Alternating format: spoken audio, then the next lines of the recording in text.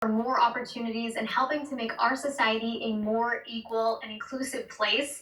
Our next guest is shaking up the spirit space. Dia Simms is the CEO of Lobos 1707 Tequila and Mezcal, a brand that is inspiring others to build a bigger table. And Dia is joining us now. Thank you so much for joining us. So the number of female executives improving after decades of being largely underrepresented. We talk about this every week on Chat Her. But there is still so much work to be done. How do you think we make sure that we are seeing a lasting change specifically for women, a representation in the C-suite? Well, first, thank you so much for being here today. I love Cheddar, so I'm excited to be here. The first thing is we have to make sure that we ourselves are hiring more women, and we have to be reasonably, I don't say reasonably, I should throw that out. We need to be audacious about our expectations. So we're 50% of the population, so there's no reason why we shouldn't be 50% of the leadership suite. We have a long way to go.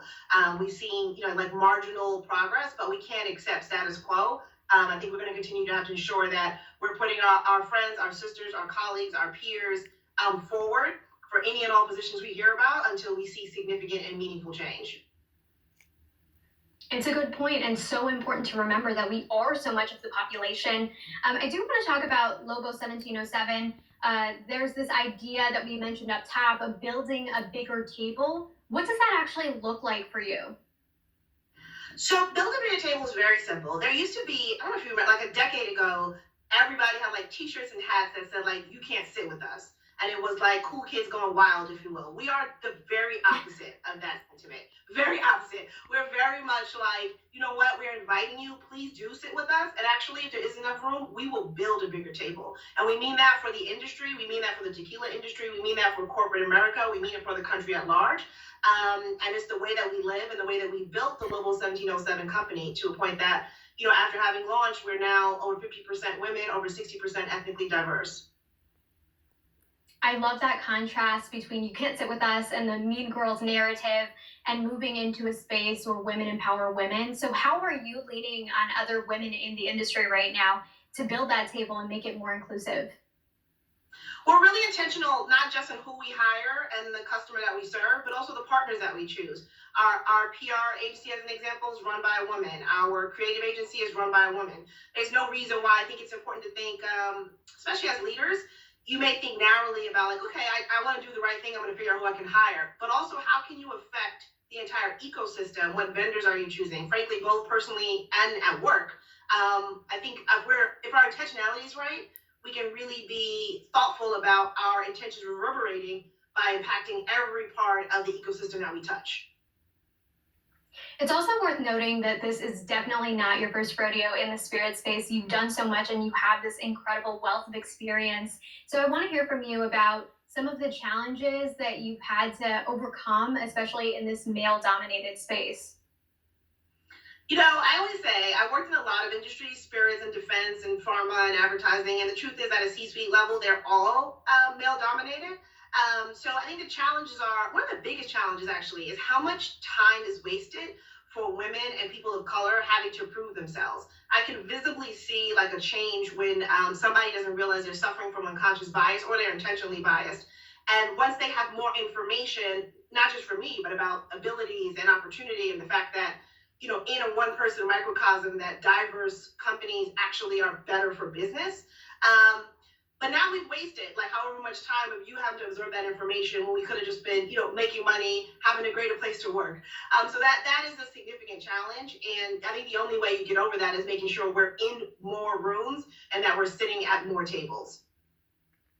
Absolutely. It makes complete business sense too, because we know revenue comes with diversity and representation and more employees that have these backgrounds.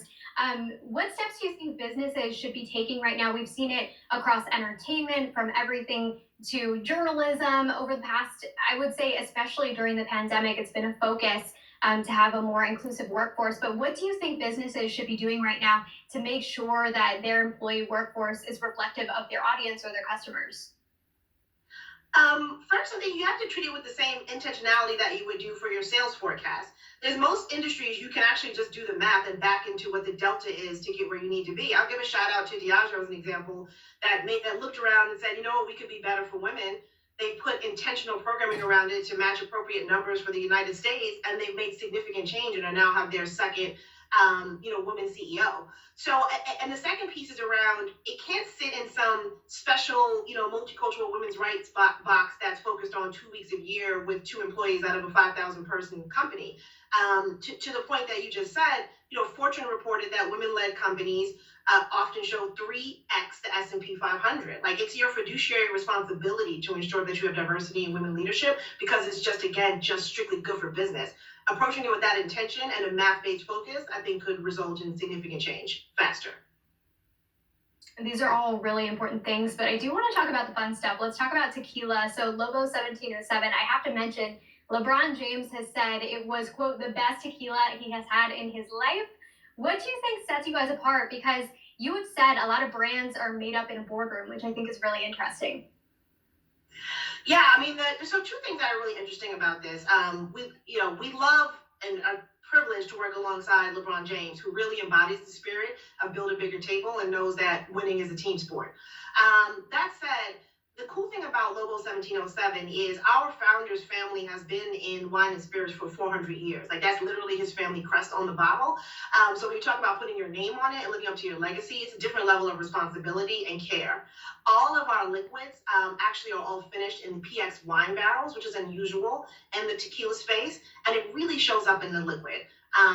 You can taste it better than I can tell you, but I was a fan and I'm so happy for the work that I've done historically working building Ciroc Vodka alongside Sean Combs.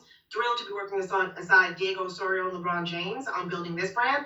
But the most important thing to me was that this liquid was incredible. You can drive a product with cool marketing once, but you can't drive it twice unless somebody gets there and has a phenomenal experience. And we feel very confident that we have that.